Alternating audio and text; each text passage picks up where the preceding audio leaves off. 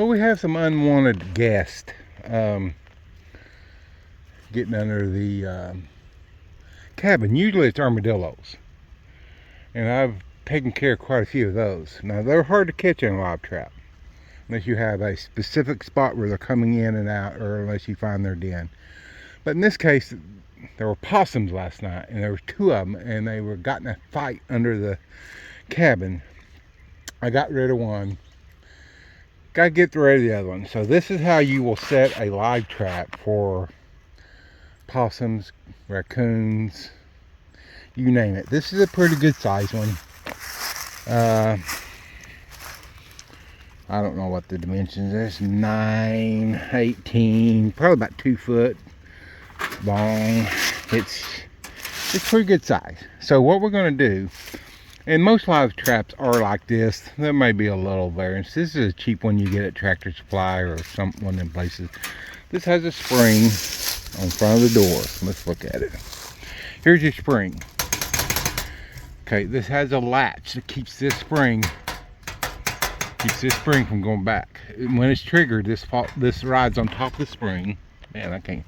This is hard to do with one hand. There we. Well, it's pretty good spring.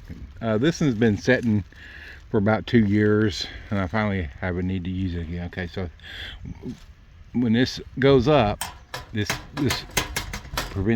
latch prevents the spring from going back and letting the door come up. There is a hook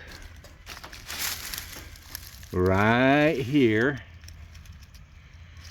that will go into the slot right there and hold the door open. Back here, see, this goes forward. When you raise the door up, at a hook here, you'll push forward like that and hold the door open. Then when the critter steps on the thing here, it pulls this hook out of that square hole and the door slams shut. The spring flies up, this latch goes down, and he cannot get back out of here. In theory, I've never had one get out. So anyway, we're going to set this. Went fishing and I got some shad for bait. Possums, raccoons, it doesn't matter. Sardines, you can get sardines. You can use salmon if you have anything. Table scraps. I mean, possum and skunks are not particular about what they eat. Raccoons maybe a little bit more, but not much more. Okay, so let me get this set and I'll show you what it looks like after we set it. To set this, we pull this up, and while all cage traps are not exactly like this, they are similar. They work on a similar concept. So this is spring loaded. We'll raise the door, and there will be some mechanism that holds this door open. In this case, it's this, and it goes right into that wire thing there. As you notice, when I pull this forward, it raises a pan, and that's what the critter will step on in order to trip it. Like he walks in, your bait's going to be back here. He walks in. Get my hand out of the way. He walks in. Man, it's kind of hard to do even with 2 hands. He walks in, he's going to step on this, and there it goes. Notice the little hook around the wire. You have to pull the pan up, get the hook under that little wire pin. Can you see that? Yeah, you can see that. Okay, get it right under there. You see the hook right. Get my big finger out of the way. Right here. Okay, what happens is your door's open, he walks in, steps on this pan with a rod coming up here, pulls that hook out from under that, his weight pulls that hook out from under that bar, bam. This latch flops down. Now, this is a pretty lightweight, like I said earlier, lightweight, cheap trap, but it works. So let me get it set for the possum tonight, and I'll show you what it looks like. Before you set the trap is decide how you're going to dispose of the trapped animal.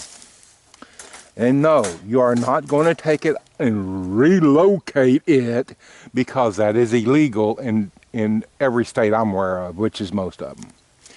One of the first things you learn as a nuisance control trapper is that it is illegal to relocate most wildlife, especially varmints like raccoons, possums, skunks, and stuff like that that carry a lot of disease.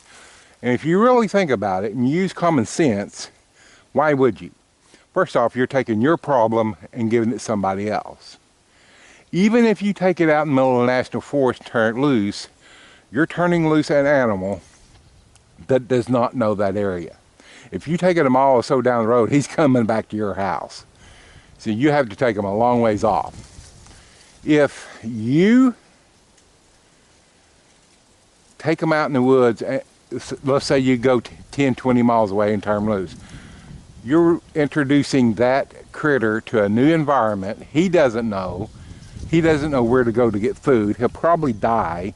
But even if he doesn't, the local population, now you've stressed that local population, because this critter is going to fight with the local population, eat their food.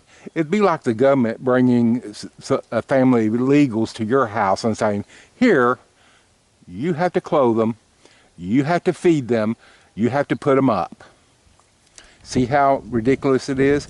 So before you set this trap or any other trap, you need to decide how you're going to dispose of them. And like I said, it's illegal to relocate wildlife in almost every state that I'm aware of. Probably every state is. And I asked on Facebook, and they said relocate it. When that wildlife officer is sitting there writing you a ticket, and you go before a judge, the people on Facebook told me I could do it, is not going to be a viable defense. When I was professional nuisance wildlife trapper, we couldn't release. I don't know exactly. I think it was raccoons, skunks, and I don't know about possums. Maybe possums, but we couldn't release them. They had to be euthanized. And there's a big problem now in Oklahoma with raccoons. And them highly educated biologists can't figure out why our turkey populations are suffering. Did it just magically coincidentally started being a problem when the level of fur bearers, varmints, increased and the turkeys and other ground nesting birds started decreasing? Can't figure that one out. You know, we got 4 to 8 year degrees. We can't figure that one out. All crap was breaking loose the other night below the cabin, and I thought it was armadillos. And then I heard this weird screeching. I thought, what the? You could tell something was fighting. So I got the thunder stick, walked outside, and I see a big ball of fur, and I can see a possum, and he's squealing. It's like something's got him. I couldn't make it out. And what it was 2 possums fighting. And they were right out there by the cabin. And it looked like this one possum was being sucked down to the ground. It was so odd, because the one possum head is all I ever saw. When the thunder stick thundered, the little one took off down through there. It was the little one that was screeching. The big one didn't go no place. Well, he went like that far and just gave it up. So the little one took off down through here, and I don't think he's been back, but there was something last night back, that was about 4 nights ago, something under the cabin last night. So I'm going to see if he's come back. Now,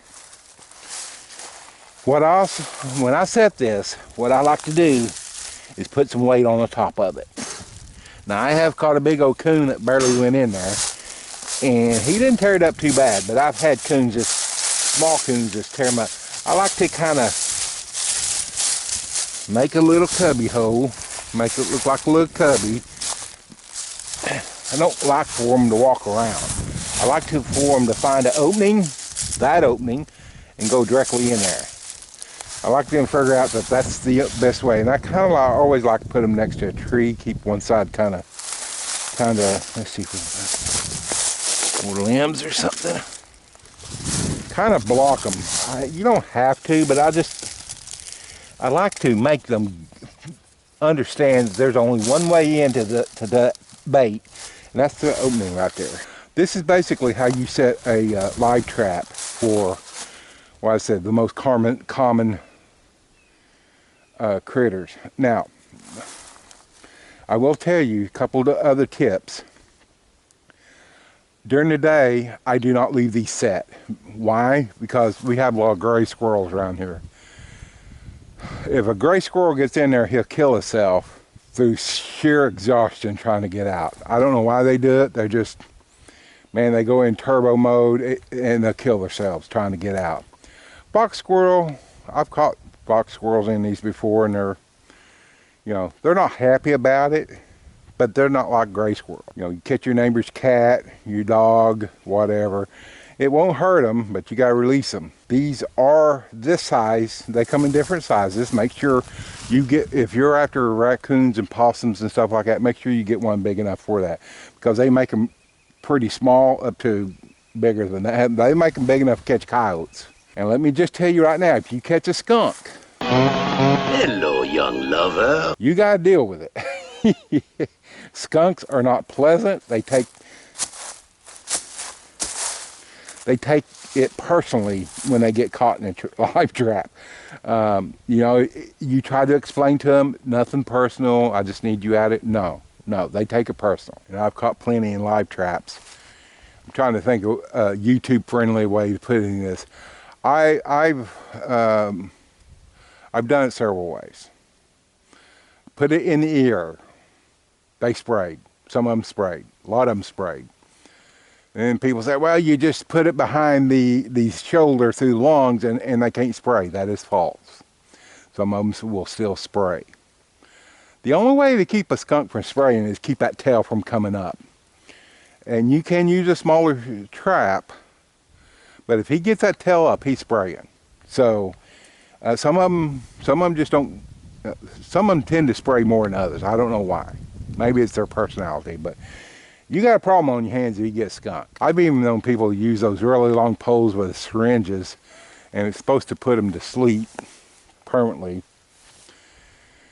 And even then, sometimes when they're stuck with a syringe thing, they spray. So the only surefire method I've ever known is not let that tail come up. Thank y'all for watching.